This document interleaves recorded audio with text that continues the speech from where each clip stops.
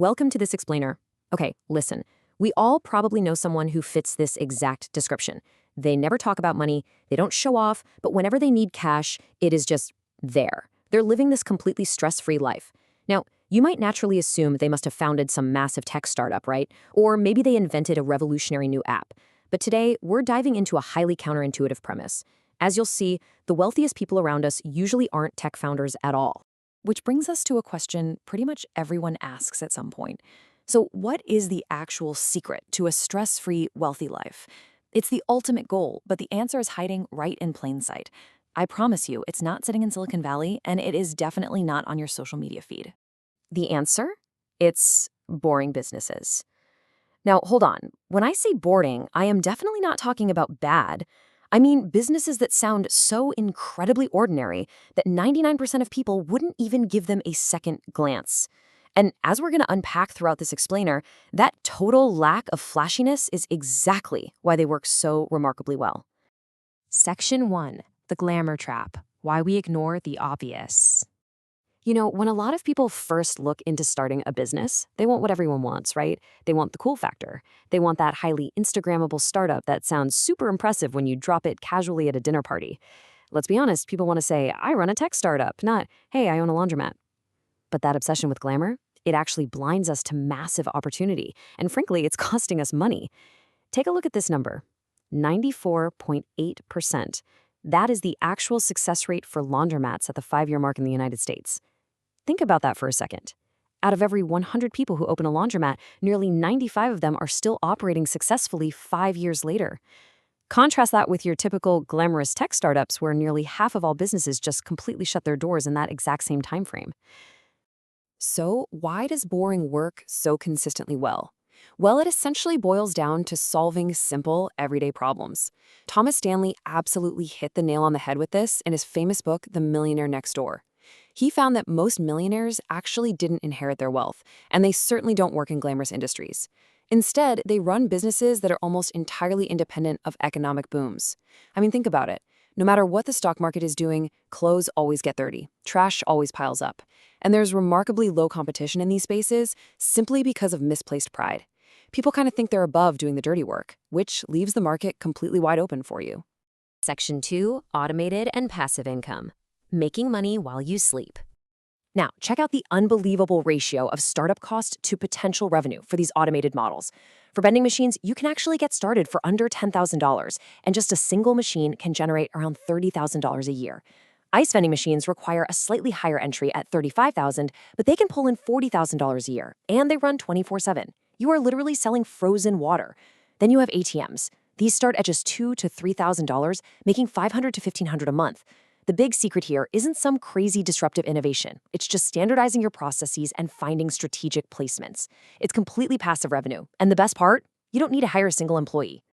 And hey, speaking of massive, totally hands-off industries, $45 billion.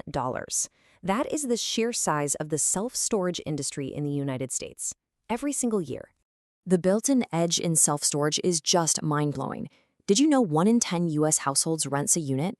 The average customer is paying $128 a month and typically stays for 14 and a half months. And you've got to look at those net margins, 41%. This is recurring income at its absolute finest.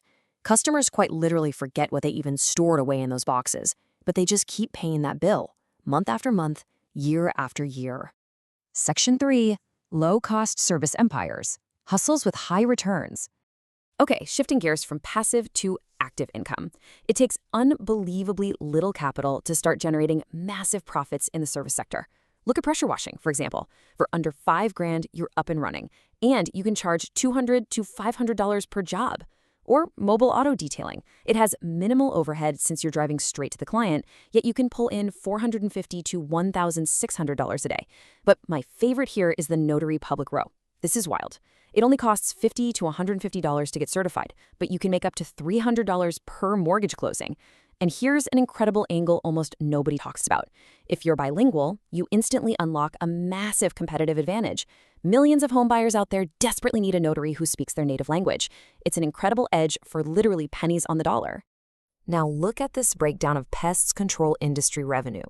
I really want you to focus directly on that huge 85% chunk. That chunk represents recurring residential service contracts. You see, pest control isn't actually about selling one-off services. It's about setting up automated monthly contracts.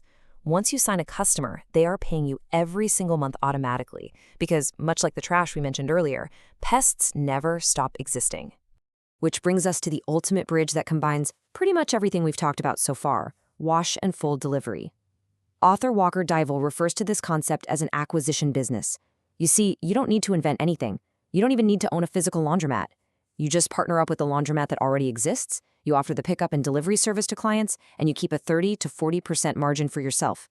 It's the perfect low-overhead, high-margin convenience bridge. People are more than willing to pay you just to give them their time back.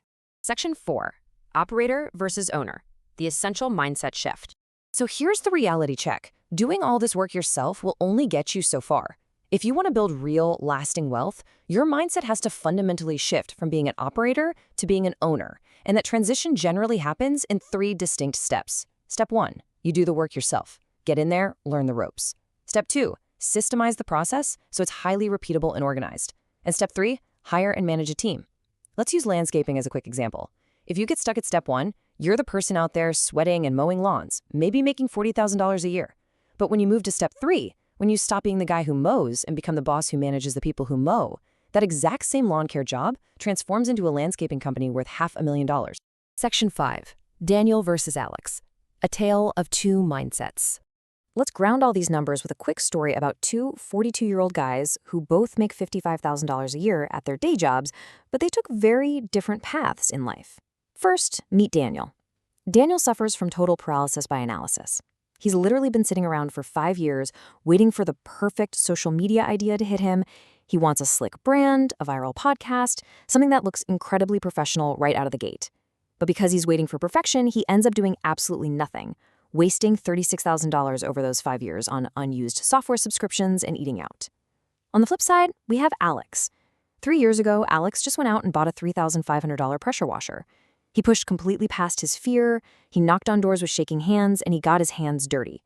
And today, well, Alex has his own employees, a fully equipped truck, and he bills over $180,000 a year on top of his regular day job. And this brings us to a super powerful realization, captured perfectly in this quote: boring businesses pay for exciting lives. Alex understood this right away. Daniel still hasn't quite accepted it. Real wealth isn't about having a glamorous, highly funded tech startup. Real wealth is the absolute absence of fear.